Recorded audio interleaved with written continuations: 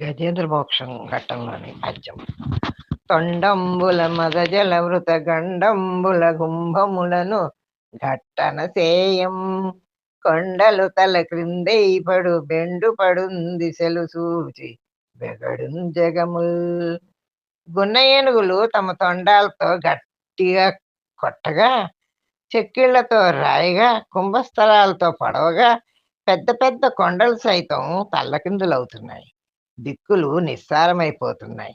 లోకాలన్నీ భయభ్రాంతులతో నిండిపోతున్నాయి. పోతన రచించిన శ్రీమద్ భాగవతంలోని గజేంద్ర మోక్షం ఘట్టంలో ఉంది ఈ పద్యము. ఏనుగులు తమ తొండాలతో ఒకదానితో ఒకటి కొడుతుంటే, ఒకదాని చెక్కిల్ని మరొకటి రాస్తుంటే, వాటి కుంభస్థలాలతో అవతలి ఏనుగుని పొడుస్తుంటే, ఆ శబ్దానికి పెద్ద పెద్ద కొండలు భయపడిపోయి తలకిందులయ్యాయట. 4 దిక్కులు దిక్కుతోచక ఉండిపోయాయట. 3 లోకాలలో ఉండే వారంతా భయంతో గజగజ వణికిపోయారట. అంత పెద్ద పెద్ద ఘీంకారాలతో, శబ్దాలతో ఒకదానితో ఒకటి ఉత్సాహంగా ఆడుకుంటూ అందరినీ భయపెట్టాయి. తర్వాత పద్యము. తుండంబుల బూరించుచు గండంబుల జల్లుకొనుచు గళగళ రవముల్ మెండుకొని వలుద కడుపులు నిండన్ వేదండ కోటి నీరుంద్రావెన్.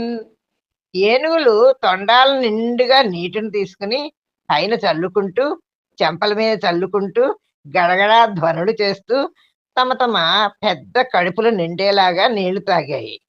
ఏనుగులు మంచినీరు తాగే విధానాన్ని పోతన తన భాగవతంలోని గజేంద్ర మోక్షం ఘట్టంలో ఈ విధంగా వివరించాడు. అన్నిటికంటే ఏనుగు పెద్ద జంతువు. వాటి కడుపుల నిండా సహజంగా వాటి కడుపులు కూడా పెద్దవిగా ఉంటాయి.